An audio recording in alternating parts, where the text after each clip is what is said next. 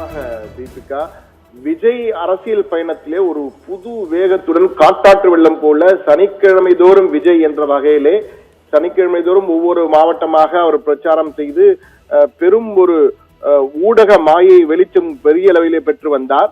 இந்த சூழ்நிலையில் தான் தற்போது இந்த கரூர் சம்பவம் அவருடைய அரசியல் பயணத்தில் காமு காப்பி என பிரித்துவிட்டது. கரூருக்கு முன் கரூருக்கு பின் என்ற வகையிலே தற்போது விஜயின் அரசியல் பயணத்திற்கு மிகப்பெரிய ஒரு ஸ்பீட் பிரேக்கர், ஒரு தடையை போட்டிருக்கிறது. கரூருக்கு முன் விஜய் இருந்த வேகம் ஒரு தனிக்காட்டு ராஜாவாக கோலோச்சு கொண்டிருந்தார். தற்போது காப்பி கரூருக்கு பின், கரூர் சம்பவத்திற்கு பின் விஜயனுடைய பயணத்திலே தற்போது பெரும் தடுமாற்றம் காணப்படுகிறது என்றுதான் தெரிகிறது. என்றால் தற்போது விஜய் முன்பு அவர் சொல்வதை மற்றவர்கள் கேட்கும் வகையில் இருந்தால் தற்போது என்ன செய்வது, யாரிடம் கூட்டணி வைப்பது, தன்னுடைய அரசியல் பயணத்திற்கு பக்கபலமாக இருக்க போவது யார் என்ற குழப்பத்திலே தற்போது இருக்கிறார். அது மட்டுமல்ல, ஓடவும் முடியாது ஒளியவும் முடியாது என்பார்களே, அது போன்று தற்போது விஜயால் அந்த கரூருக்கு சென்று ஆறுதல் சொல்ல வேண்டும், நிவாரணம் வழங்க வேண்டும். ஆனால் செல்வாரா மாட்டாரா என்ற குழப்பத்தில் இருக்கிறார். நீதிமன்றத்திலே வழக்கு அனுமதி கேட்டிருக்கிறார்கள். நீதிமன்றம் என்ன சொல்லும்? நீதிமன்றம் தொடர்ந்து பல குட்டுகளை வைத்துக் கொண்டிருக்கிறது விஜய்க்கு. எனவே என்ன நடக்கப் போகிறது அடுத்து என்ற பெரும் குழப்பம் தடுமாற்றத்திலே தொடர்ந்து ஆலோசனை செய்து கொண்டிருக்கிறார் விஜய். அவருடைய பனையூர் இல்லமாகட்டும், அதே போன்று பட்டினப்பாக்கத்திலே உள்ள இல்லமாகட்டும், 2 இடங்களுக்கும் அவர் மாறி மாறி சென்று கொண்டிருக்கிறார். தொடர்ந்து ஆலோசனை முக்கிய நிர்வாகிகள், சில முக்கிய நிர்வாகிகளுடன் ஆலோசனை செய்து கொண்டிருக்கிறார். ஏன்னா பல நிர்வாகிகள் எங்கே இருக்கிறார் என்றே தெரியவில்லை. அவருடைய கட்சியின் பொதுச் செயலாளர் புசி ஆனந்த் ஆகட்டும், அதே போன்று நிர்மல்குமார் போன்றவர் எங்கே இருக்கிறார் என்று தெரியவில்லை.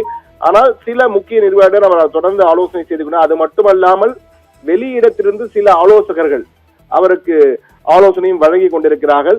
எனவே விஜய் தனது அடுத்த கட்டம் என்ன என்பது தெரியாமல் தற்போது தடுமாற்றத்தில் இருக்கிறார் என்பதை மட்டும் நம்மால் புரிந்து கொள்ள முடிகிறது.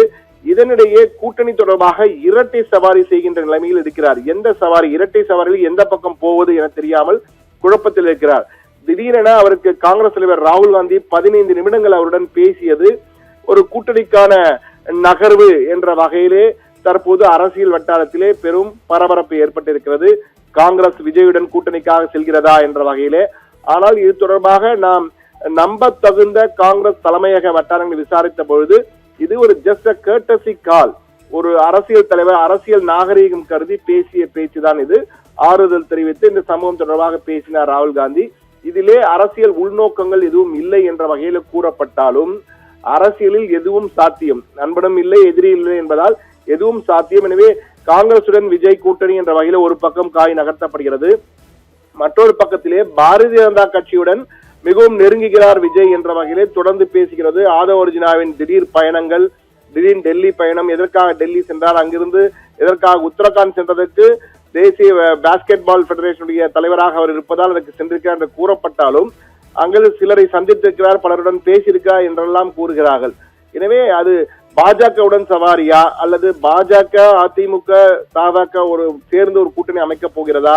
அமைத்தால் முதலமைச்சர் பிரச்சனை வந்தால் நிச்சயமாக இபிஎஸ் முதலமைச்சர் பதவியை எல்லாம் விட்டுக் கொடுப்பதற்கு வாய்ப்பே இல்லை. இந்த சூழ்நிலையில் 2.5 ஆண்டுகள் விஜய்க்கு 2.5 ஆண்டுகள் வெற்றி பெற்றால் விஜய்க்கு 2.5 ஆண்டுகள் இபிஎஸ்க்கு 2.5 ஆண்டுகள் என்ற வகையில் வைத்துக் கொள்ளலாம் என்ற வகையில் பாஜக ஒரு சமரச திட்டத்தை கொண்டு வந்திருக்கலாம். ஆனால் அதை விஜயும் ஏற்கவில்லை, இபிஎஸும் ஏற்கவில்லை. இது போன்று பல பேச்சுகள் தொடர்ந்து வந்து கொண்டே இருக்கின்றன.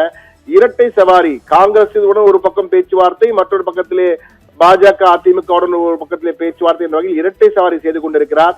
யாருடன் செல்ல போகிறார் விஜய் அல்லது தனித்து செல்ல போகிறார் என்ற வகையிலே இருக்கிறது. தற்போதைய நிலையிலே விஜய் ஒரு தடுமாற்றமான குழப்பம். ஏற்கனவே நான் சொன்னது போல கரூர் காமு என்ற வகையிலே கரூருக்கு முன் மிகப்பெரிய அளவுக்கு தனிக்காட்டு ராஜாவாக தான் நினைத்ததெல்லாம் சொல்லிக் கொண்டு வந்தார் விஜய். ஆனால் காப்பி கரூருக்கு பின், கரூர் சம்பவத்திற்கு பின் தற்போது விஜயினுடைய வேகம் தற்போது மட்டுப்படுத்தப்பட்டிருக்கிறது. விஜய் என்ன செய்ய போகிறார் என்ற ஒரு குழப்பமான சூழ்நிலை தான் தற்போதைக்கு காணப்படுகிறது என்பதை தான் நம்மால் பார்க்க முடிகிறது. குறிப்பாக இபிஎஸ் விஜயுடன் சேர வேண்டும் என்ற வகையில் கட்சி தொண்டர்கள் எல்லாம் கூறுவதாக ஒரு பேச்சு இருந்தாலும் அதற்கேற்ப இபிஎஸ் பிரச்சார கூட்டங்களிலே தாவேகாவின் கொடியை பிடித்துக் கொண்டு பல வந்தார்கள். சில இடங்களில் பேனர்கள் எல்லாம் வைத்தார்கள். இது ஒரு பக்கம் நடந்து கொண்டிருப்பதால் இந்த கூட்டணி சாத்தியமா என்ற வகையில் பேசப்படுகிறது. ஆனால் அந்த முதலமைச்சர் பதவி வேட்பாளர் என்ற வகையில் வரும்போது யார் முதல்வர் வேட்பாளர் என்ற வகையிலே ஒரு பெரிய குழப்பம் வருகிறது. அதே போன்று சீட்டு பிரிப்பதிலும் தொகுதி பங்கீடிலும் மிகப்பெரிய குழப்பங்கள் வரக்கூடிய வாய்ப்பு இருப்பதால் அது சாத்தியப்படுமா என்பது ஒரு பக்கம் இருக்கிறது. மற்றொரு பக்கத்திலே காங்கிரசுடன் பேச்சுவார்த்தை என்று தகவல் பரவி கொண்டிருக்கிறது, வைரலாகி கொண்டிருக்கிறது சமூக வலைதளங்களிலே.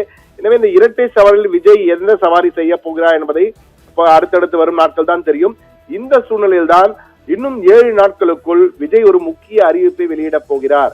அது கூட்டணி தொடர்பாக இருக்குமா, அல்லது பிரச்சாரம் பரப்புரைகள் அடுத்தடுத்து எப்படி இருக்க போகிறது இருக்குமா, அல்லது மிக முக்கியமான சிலர் கட்சியிலே சேரப் போகிறார்கள், எனவே அது குறித்த அறிவிப்பு இருக்குமா என்ற வகையிலே இன்னும் 7 நாட்களுக்குள் மிக முக்கியமான ஒரு அறிவிப்பு தமிழக வெற்றி கழகத்தின் தலைவர் விஜயிடமிருந்து வரப்போகிறது. அது அறிக்கையாக வரலாம், அல்லது விஜயை பேசி வழக்கம் போல் பேசி வெளியிடுகின்ற வீடியோவாக வெளிவரலாம். எப்படிப்பட்ட வீடியோ என்பது மட்டும் இன்னும் எப்படிப்பட்ட வகையில வரப்போகிறது என்பது மட்டும் இன்னும் முடிவாகவில்லை. ஆனால் இன்னும் 7 நாட்களில் ஒரு முக்கிய அறிவிப்பை விஜய் வெளியிட போகிறார். அது என்ன அறிவிப்பு என்றுதான் தற்போது தமிழக அரசியல் வட்டாரங்களில் பரபரப்பை அதிகப்படுத்தியிருக்க என்று கூறலாம். தீபிகா.